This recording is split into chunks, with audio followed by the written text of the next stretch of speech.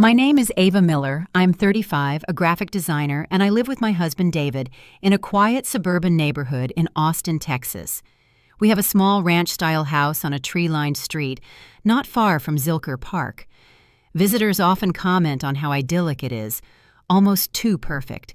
A manicured front lawn with rose bushes, pristine white window frames, a house that looks like something out of a real estate magazine. But behind the facade, it's not as perfect as it seems. David and I have been married for 16 years. We got married very young. I was 19, he was 22. Back then, I was convinced we were meant to be. He was my first serious boyfriend, my first love, my forever and always. Our wedding was a small ceremony in a local church in my hometown in rural Texas, and all our relatives were there. I remember thinking, this is what happiness feels like. And it will last forever. The forever part has held up, at least on paper. In reality, it has often been different. David works in the film industry, mostly as a production manager. He's constantly on the go, on location, long nights, receptions, meetings. It used to thrill me, his energy, his stories from the set, the glamorous names he mentioned. Over the years, however, I started to wonder more and more if that world was driving us apart. I'm much more of a homebody. As a graphic designer, I work from home a lot, often alone, immersed in layouts and campaigns for Austin-based agencies. We don't have children. At first, it was a conscious decision because we both wanted to focus on our careers. Later, when the time might have been right, it felt like the moment had passed. Sometimes I regret it, but sometimes I'm also relieved. Our marriage is a mix of closeness and distance. We still laugh, we share many habits, but something is missing, a sense of ease, an unshakable trust, the kind I once imagined we'd have. That Saturday morning, I woke up earlier than David. The sun cast bright stripes on the bedroom wall, and I lay still, listening to his quiet breathing. I wondered if he ever lay awake thinking about us. I eventually got up, put on my robe, and went to the kitchen. The smell of coffee, the hum of the machine, small rituals that grounded me. While I waited, I scrolled through my phone. A text from my best friend, Jane. "Hey, how's your movie star doing? Phone in hand again? Come to the farmer's market with me today. You need a distraction." She always called him a movie star, even though he wasn't one, only in the sense that he worked among them. Jane had often hinted that she didn't trust him. "Too many pretty colleagues, too many nights away," she'd say. I'd always brushed it off. But on that morning, with a fresh cup of coffee in my hand, I felt those doubts gnawing at me again. "Morning," I finally heard David from the hallway. He came into the kitchen, groggy and in only his shorts, and grabbed his phone first thing. "Morning," I replied, trying to sound normal. "Everything okay?" he asked, staring at his screen. "Yeah, everything's fine." I sipped my coffee, watching him over the rim of the cup. "Just have to check some emails real quick," he mumbled. "New York was exhausting. Everything always piles up."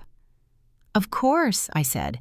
But inside I was thinking, always that phone, always that work. He noticed my tone and looked up. "What?" "Nothing." "Ava," he sighed. "We've been over this. I'm not doing this to ignore you. It's my job." I forced a smile. "I know. I'm just going to clean the bathroom real quick." "Cleaning again?" He laughed briefly, shaking his head. "You're crazy. Saturday morning and you want to scrub tile." "Someone has to do it." "Let's just have breakfast together instead." "In a minute."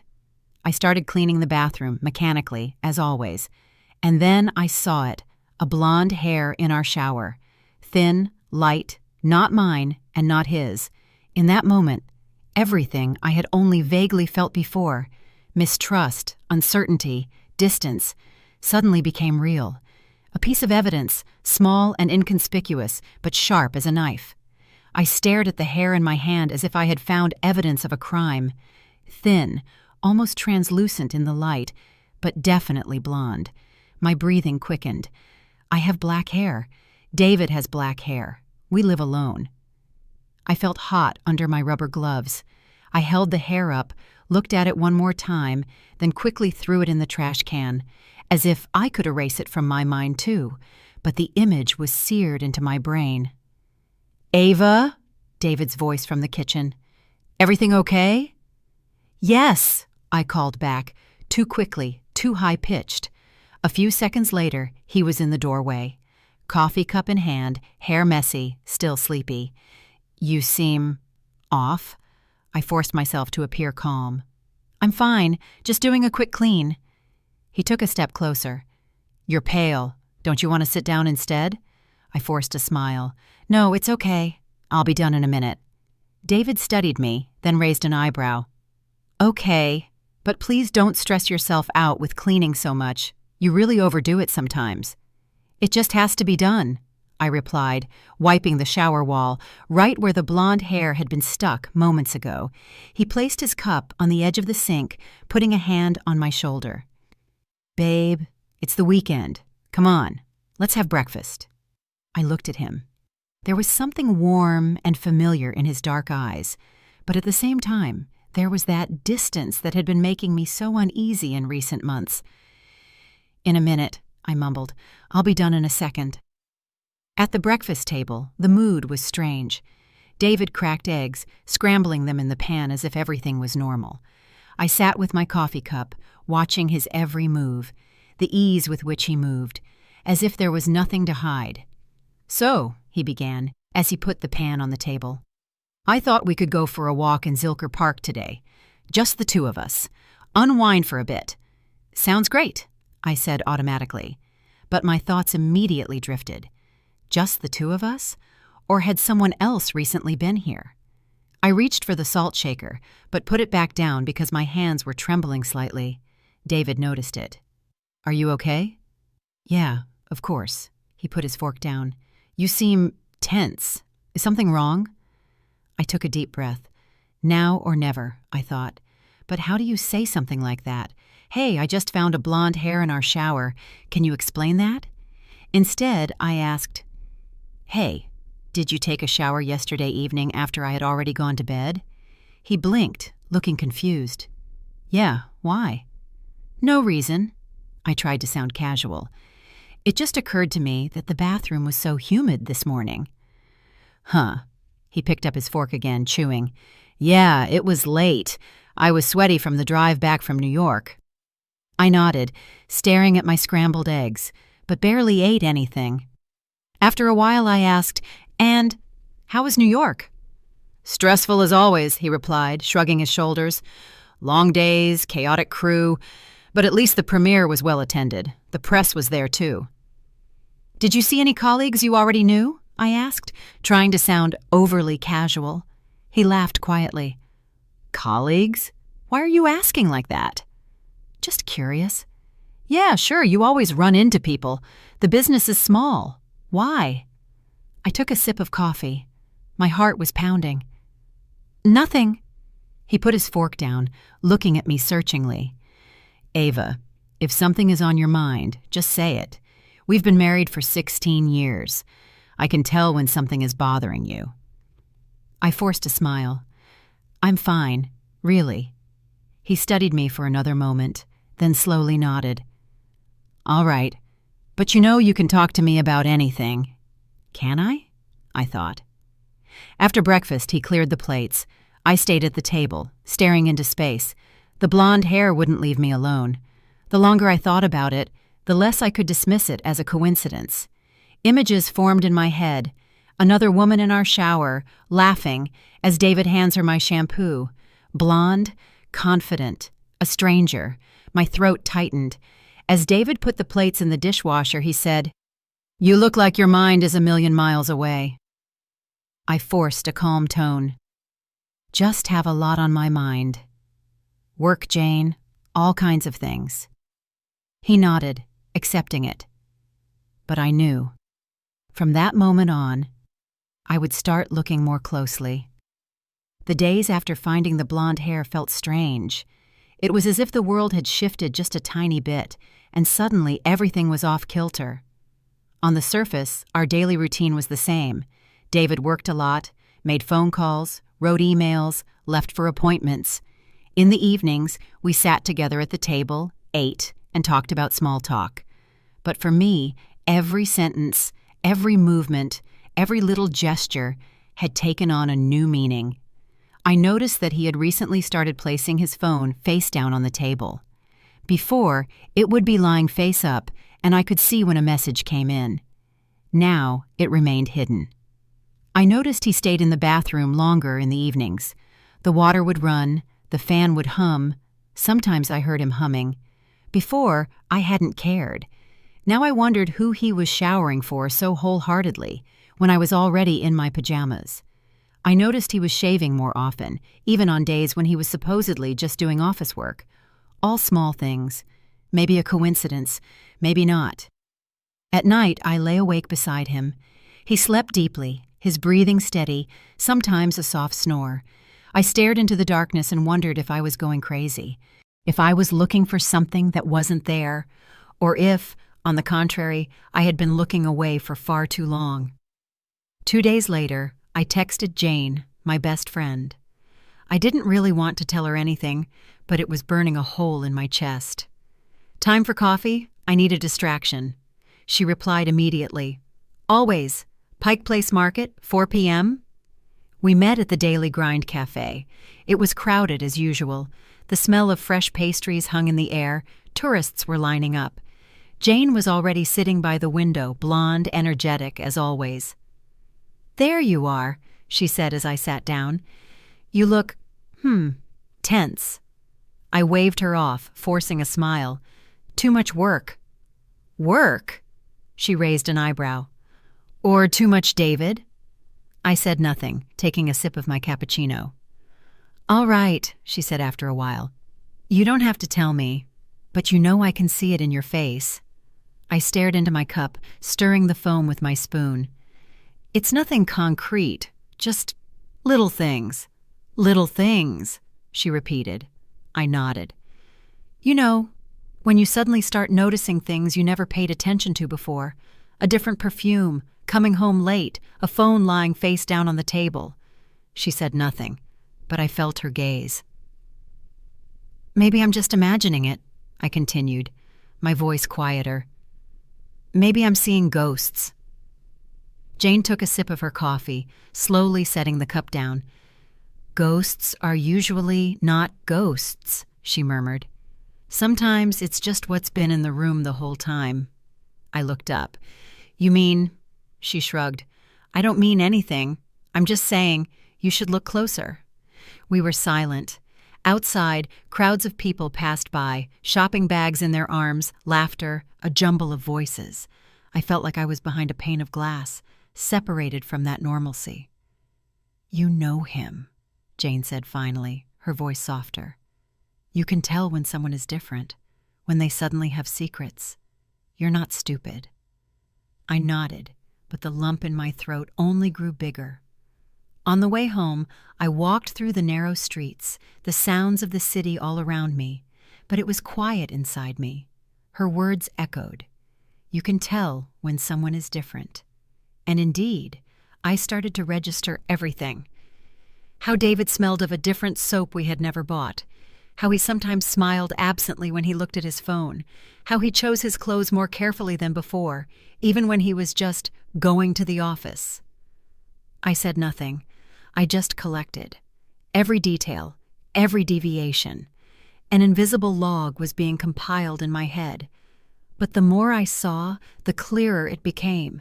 It was no longer just my imagination. Something was going on, and I had to find out what. It started with a small thing that I almost overlooked, my shampoo. I've been using the same one for years, a thick, dark liquid with a herbal scent that always gave me a sense of stability. David didn't particularly like the smell. He had his own neutral body wash, always the same one. We had this division for years, my shelf, his shelf, like two small territories that we never questioned. But one evening when I was showering, I noticed that the bottle was lighter. I shook it, and sure enough, it was at least a third emptier than it should have been. I had just bought it. At first, I thought I was imagining it. Maybe I had underestimated the amount. Maybe I had been wasteful. But over the next few days, I paid closer attention. I always put the bottle back in the same spot, subtly marking a line in the plastic with my fingernail. And then, after 3 days, it was clear. The shampoo was getting emptier, without my help. A shiver ran down my spine. David hated that smell. He had never touched it, never even tried. Why would he suddenly use mine? It was a foreign pattern. Someone else had to have been here. I stood in the bathroom one morning, the bottle in my hand, staring at the contents that were dwindling far too quickly. The light of the fluorescent lamp reflected on the plastic. My heart pounded in my temples. She was here, whoever she is. She stood here in my shower, washed her hair, while I was perhaps sitting in the living room or lying in bed. She used my shampoo. The thought squeezed my throat. It was no longer just a loose blonde hair that could still be explained away. This was more intimate, more direct. Someone had taken my place, touched my things, taken on my scent. I felt displaced in my own home. During the day, I tried not to let anything show. David worked as always, made calls, laughed at some joke on the other end of the line, but I saw him differently now. Every time he walked past me, I smelled him, trying to catch a hint of my shampoo. But there was nothing. He wasn't using it. So, who was? In the evening, I saw Jane again. Not planned this time, but because she called me. "Feel like a glass of wine? I'm in town." I agreed, simply because I couldn't bear to carry it all by myself anymore. We sat in a small bar on Division Street, with dim lighting, candles on the tables, and the conversations of other guests as a soft background hum. I told her about the shampoo, cautiously, almost shamefully, as if it were a ridiculous detail. She listened, arms crossed, her expression serious. "So," she said after a while, "either he's using it secretly, or someone else used it." "Exactly," I mumbled. "And you don't think it was him?" I shook my head. "He can't stand the smell. He never touched it. Never." She took a sip of wine, slowly set the glass down. "Then you know what that means."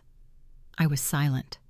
There was a storm raging inside me, but I couldn't put it into words. "Ava," Jane said, her voice softer, "you're not looking for signs anymore. You've already found them." Her words echoed as I held the glass in my hands.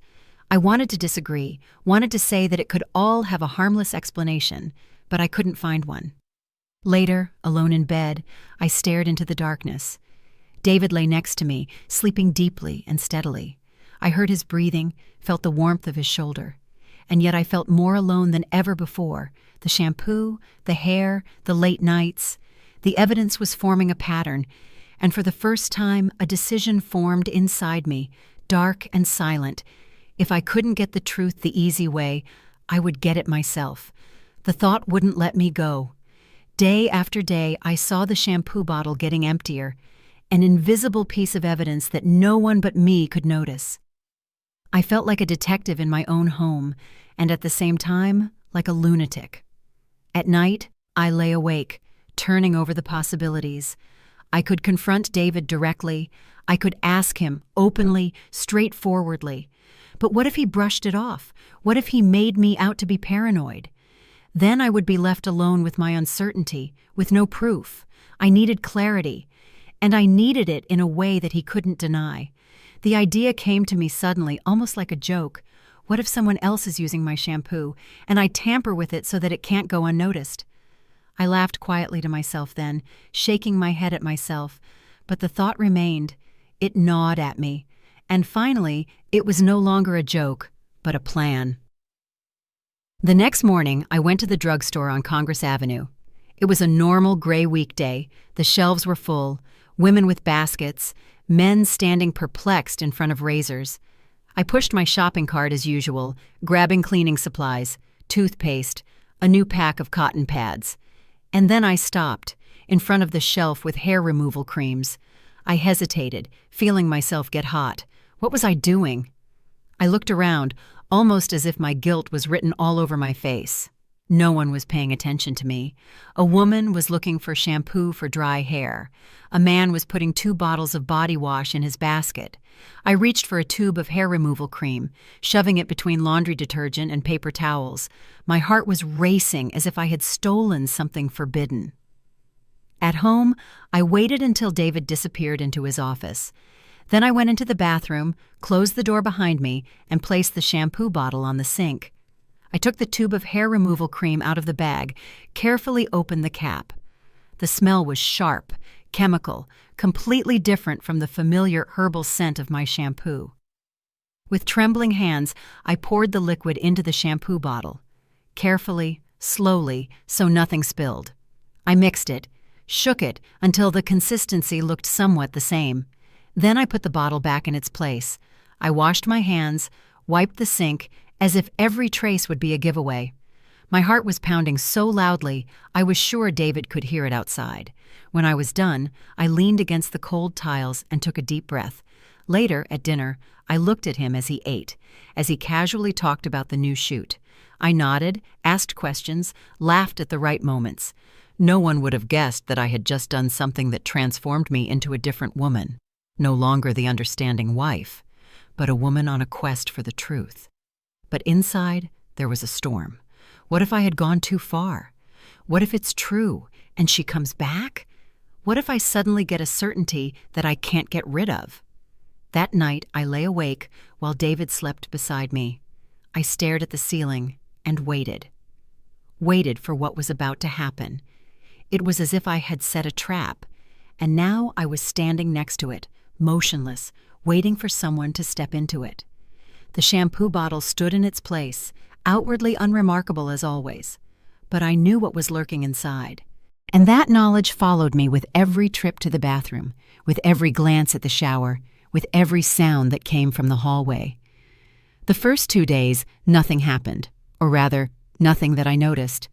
I checked the bottle almost compulsively, lifting it, turning it, carefully shaking it. The contents seemed unchanged. Maybe no one had used it. Maybe it was over. But my heart beat faster every time David went to shower. I would stand in the kitchen then, listening to the water, imagining him unscrewing the cap, massaging the foam into his hair. And at the same time, I knew he hated the smell. It wasn't his shampoo. So I waited. Not for him, for her. During those days, my daily life was like a shadow play. I worked on my graphic projects, clicked through emails, edited layouts, but everything happened mechanically, without concentration. In truth, my mind was only in the bathroom. In the evenings, I sat with David on the sofa. We watched a TV show. He laughed at the right moments, made me popcorn, put his arm around me, and I thought, maybe it really is just my imagination. Maybe she doesn't exist.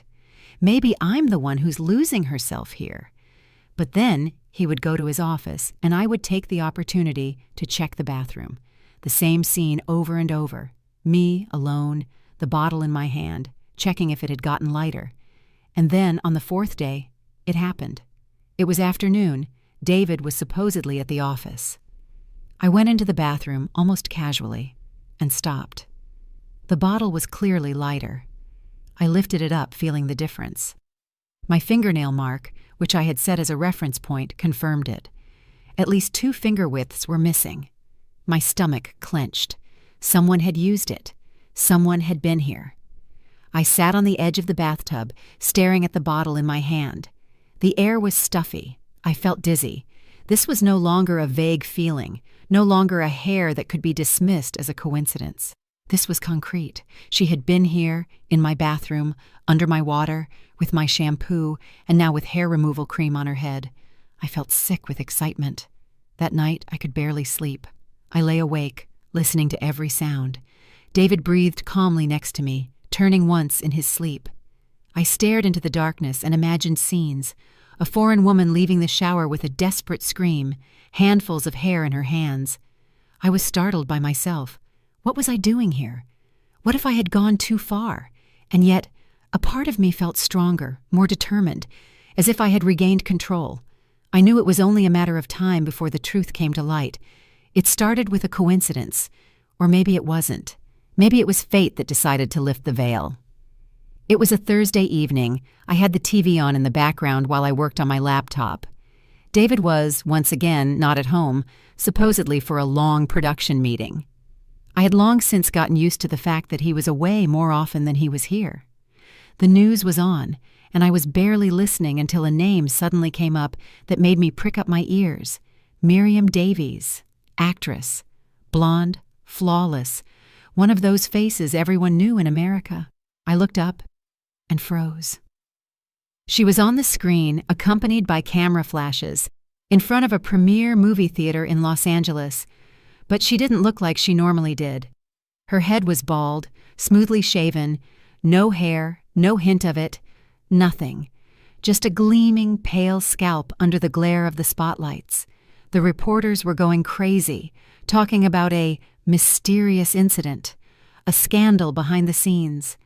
Miriam Davies seemed flustered, wore a scarf that kept slipping, and dodged every question.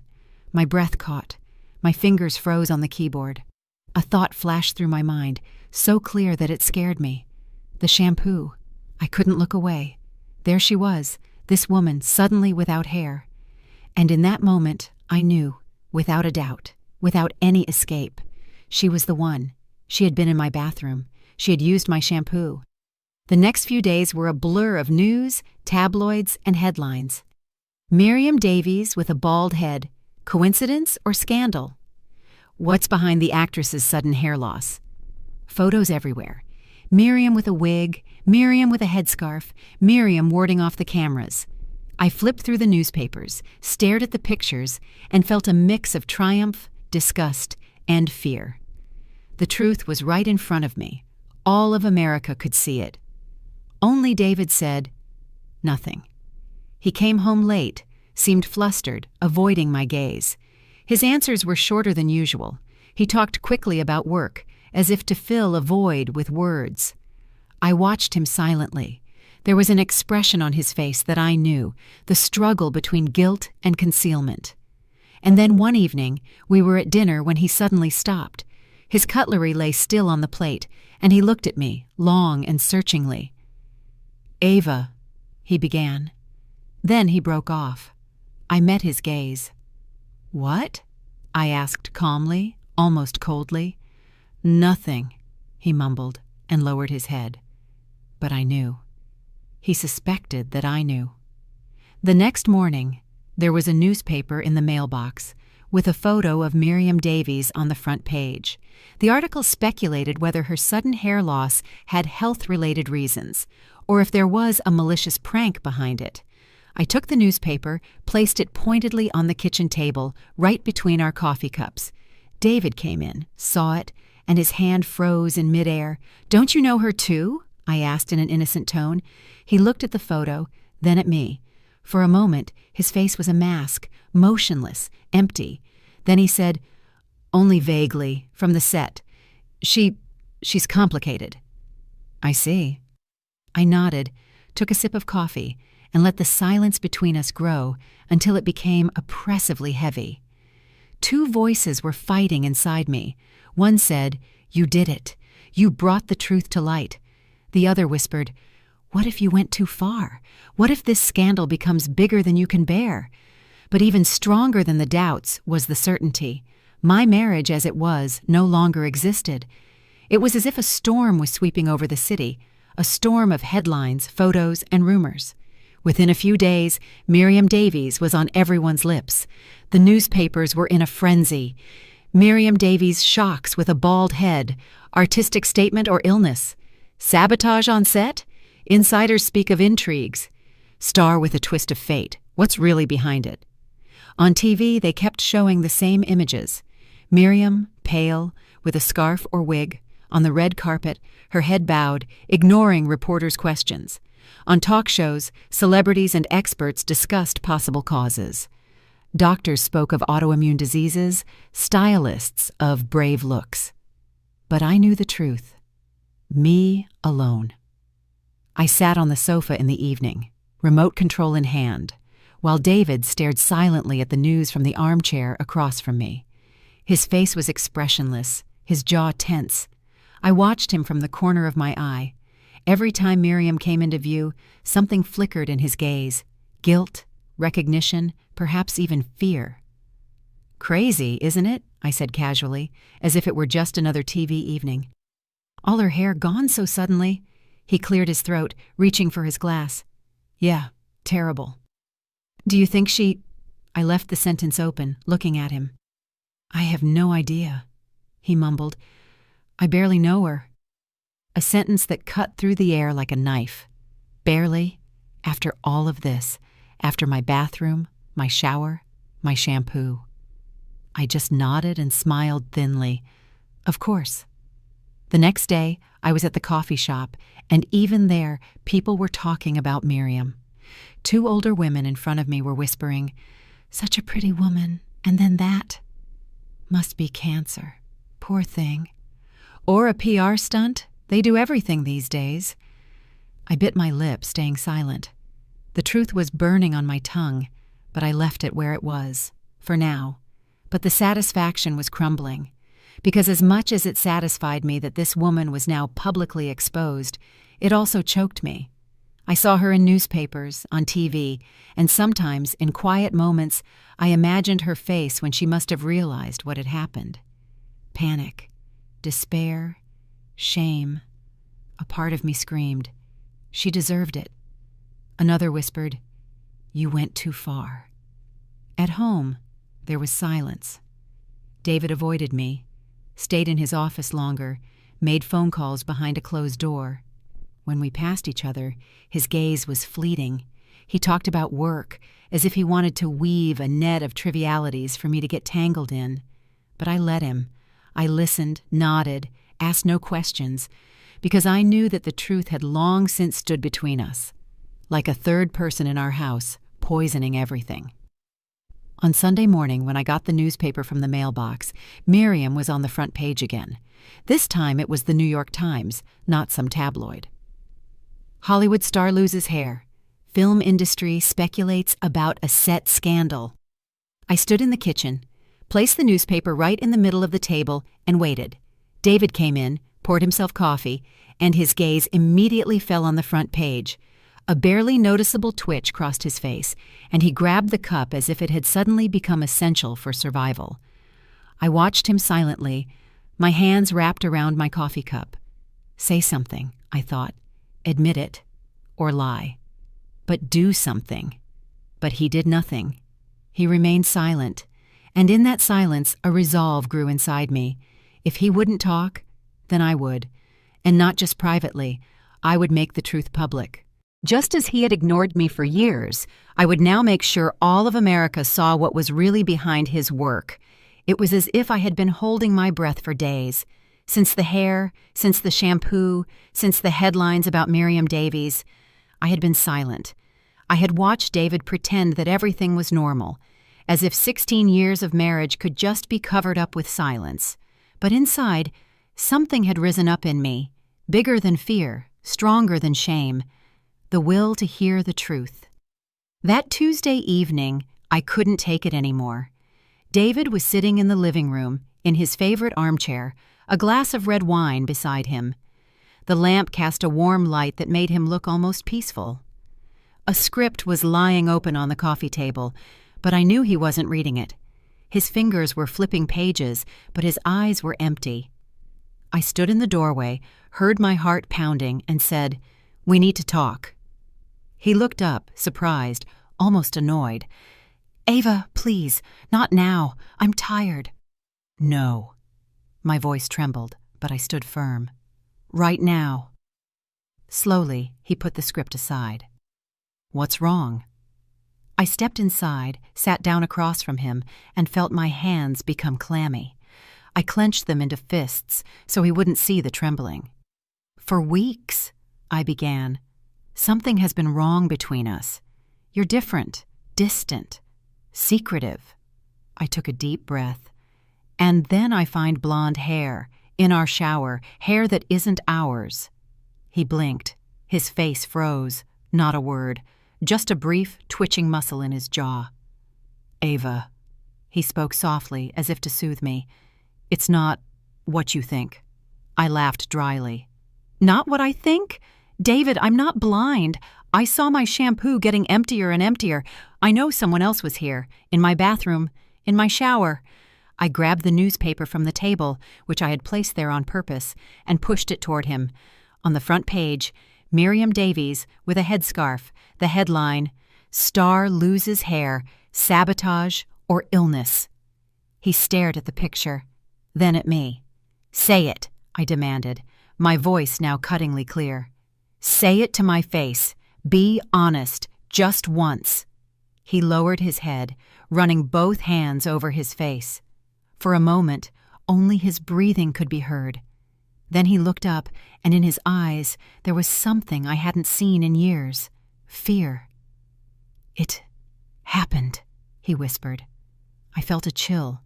I felt my hands trembling, my throat tightening.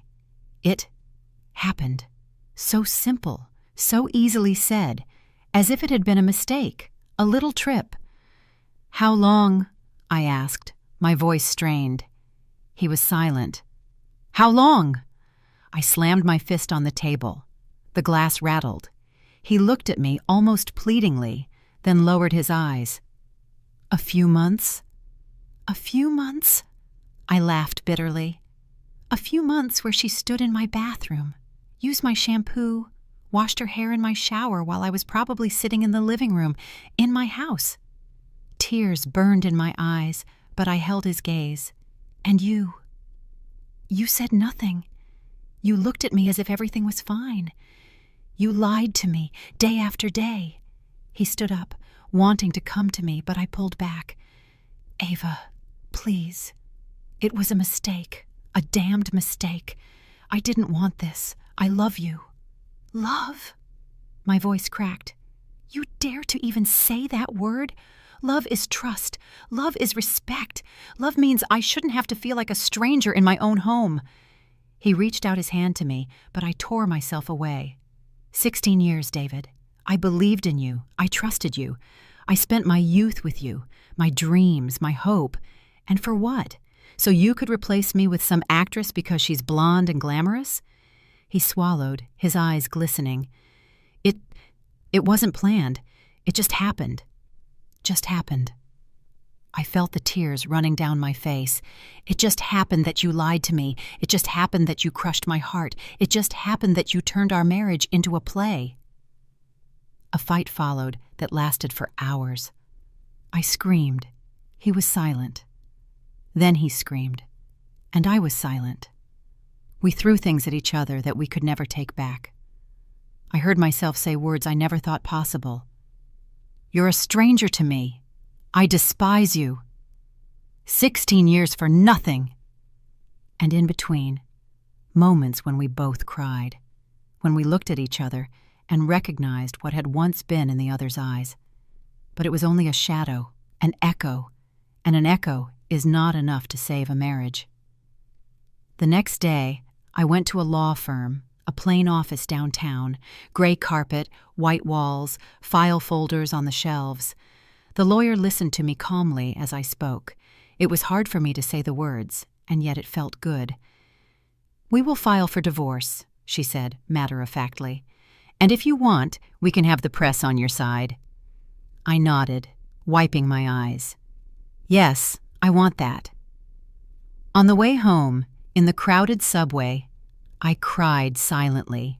Not loudly, not visibly, just quiet tears that ran down my cheeks. No one noticed.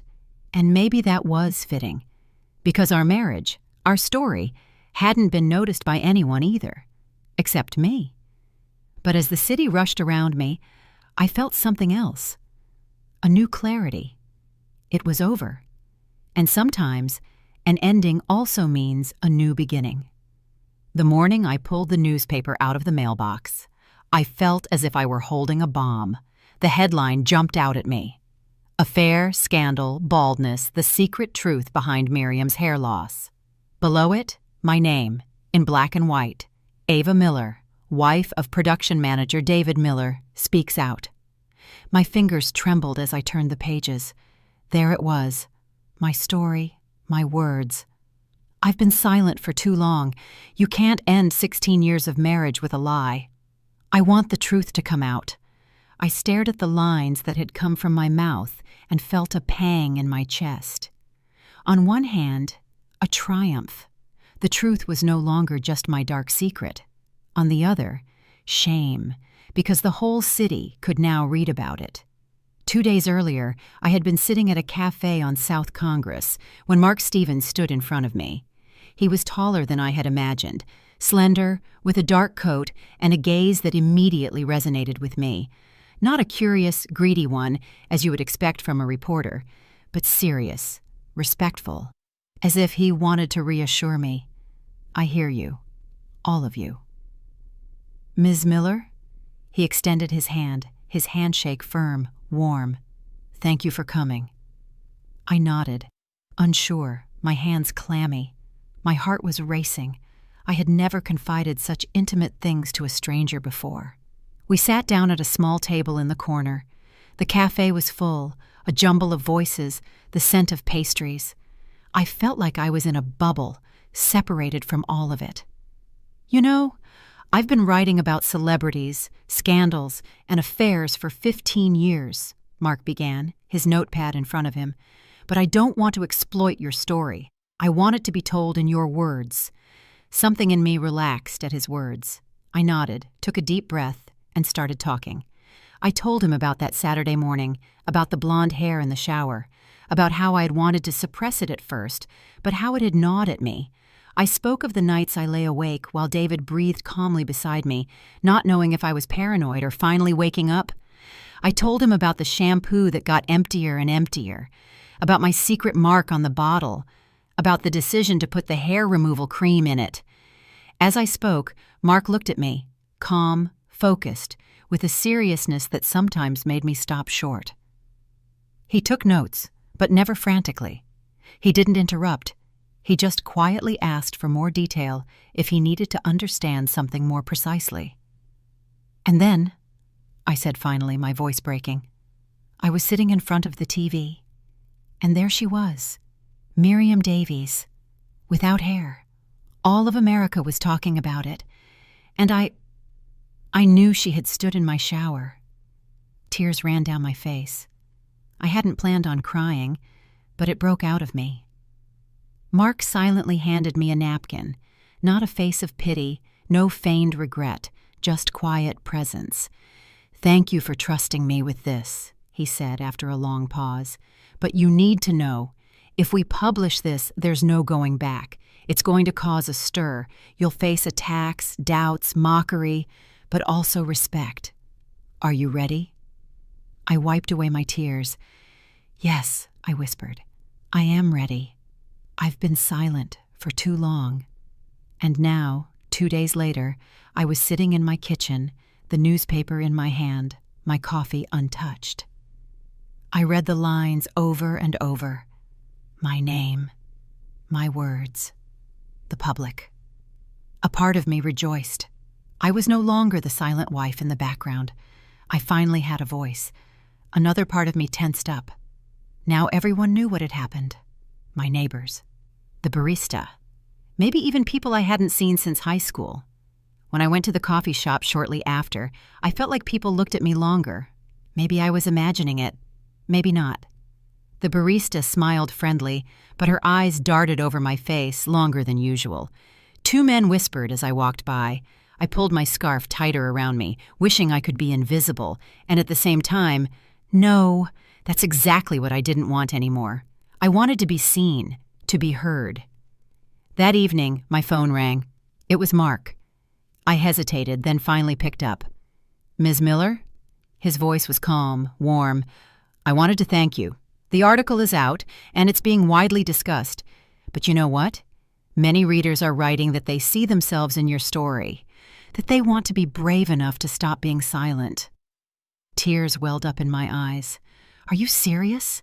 Yes, he said. I often write about scandals that are empty, that are just for headlines. But your story, that's real. It has meaning. I held the phone to my ear, silent, and felt a pull in my chest. For the first time in weeks, I didn't feel just anger or pain, but also something else, a kind of warmth, a feeling of being understood in those words. "Thank you," I finally whispered. "No," he replied. "Thank you." That night, I fell asleep with the newspaper on my nightstand. My name was plastered on the front page. And for the first time in a long time, I didn't just feel loss, but also the inkling that my life could begin anew. And maybe, just maybe, that new beginning had already started with one phone call. The weeks after the publication were a whirlwind. The divorce papers had been filed, my name was in newspapers, and the neighbors looked at me with a mix of curiosity and pity. I moved through two worlds, the old broken marriage and the new one, which didn't yet have solid ground. In the midst of it all, Mark reached out, not as a reporter, but as a person. "Ms. Miller," he wrote in a message, "I know you have a lot on your plate right now, but if you ever want to get coffee without a notepad or notes, let me know." I stared at those lines for a long time. A part of me wanted to text yes immediately. The other whispered, "You are wounded, vulnerable. Don't let anyone get so close." But eventually I replied, "I'd love that." We met again at a small cafe in the West End. It was a gray afternoon. A drizzle hung in the air. Mark was already sitting by the window, a newspaper beside him, this time not in his work persona, but simply in a wool sweater. "Ava," he greeted me, and it was the first time he had said my first name without a title. It sounded easy, warm. We talked for a long time, first about mundane things, Austin, the winter, the best cappuccino in town, then about difficult things. "It's strange," I said at one point, "when you read your life in a newspaper, it suddenly belongs to everyone. And to yourself, the least." He nodded. "And at the same time, it frees you, because you no longer have to hide anything." I fell silent, watching the raindrops run down the window. "Sometimes I'm afraid I'll never be able to trust again." "Maybe," he replied. "It's not about trusting again immediately, but about finding someone who is patient, who waits until you are ready." His words hit me deeper than I had expected. We met again. A walk through Zilker Park, where we laughed when a dog suddenly jumped into the river. An evening at the movies where we sat silently next to each other, our hands almost touching, but not quite. It was nothing official, nothing tangible. But it was a feeling, a whisper that there could be something more if I found the courage. One evening, alone at home, I stood in front of the bathroom mirror. I saw my own face, my dark hair, my eyes that had cried so much, and I said quietly to myself, "I am no longer the woman who just waited. I am no longer the one who stays silent. I am more." And I believed it for the first time. The divorce wasn't final yet. My heart was still full of scars. But I felt this wasn't the end. It was the beginning of a new life. Sometimes you need a break to find yourself again. Sometimes something has to break to make room for something new. And sometimes it's not the years you thought you lost, but the strength you gain from them. I didn't know where my path with Mark would lead. Maybe just to a friendship, maybe to something bigger, but I knew. I had learned that you can't stay silent when the truth is screaming inside you, because silence destroys, but truth sets you free. Several months had now passed since my world had fallen apart. The winter was behind me, and with the spring, something returned that I hadn't felt in a long time. Hope. The days became brighter. The pecan trees in Austin were in bloom, and I noticed that new life was awakening in me too. The divorce was now final. A matter-of-fact letter from the court, a pile of paper that sealed and ended 16 years of marriage. I had cried, yes. But it was no longer a breakdown. It was more a quiet letting go. David had disappeared from my life like a shadow. Sometimes I still saw his name in articles, film projects, premieres, the same world that had once connected us. But he no longer belonged to me. I didn't know if he was still seeing Miriam. And for the first time, I truly didn't care. I rarely heard anything about Miriam anymore. She had retreated, they said. When I saw her picture in magazines, I felt nothing anymore. No triumph, no anger, just a neutral shrug. And me? I had learned that you are stronger than you think, that even after deep breaks, you keep going, sometimes more slowly, sometimes more cautiously, but always forward. In those months, I had seen Mark more often. First by chance, then on purpose. Walks in Zilker Park, coffee in small Austin cafes, a movie night where we barely paid attention to the screen. We were building something that was delicate, unnamed, not rushed. Sometimes I wondered where it could lead. But the beautiful thing was, I didn't have to know. For the first time in years, I was living in the now, not in a construct of future plans and expectations. One evening, when the air was warm and the birds were singing, I sat on my balcony, a blanket around my shoulders, a glass of wine in my hand. I looked out over the rooftops of Austin, where the sun was setting, painting the sky in pink and gold. And I thought of everything that lay behind me, of the young woman who had said yes, with so much hope at 19, of the nights I had doubted myself, of the moment I decided not to be silent anymore. I smiled, and I said softly to myself, it wasn't for nothing, not a single day.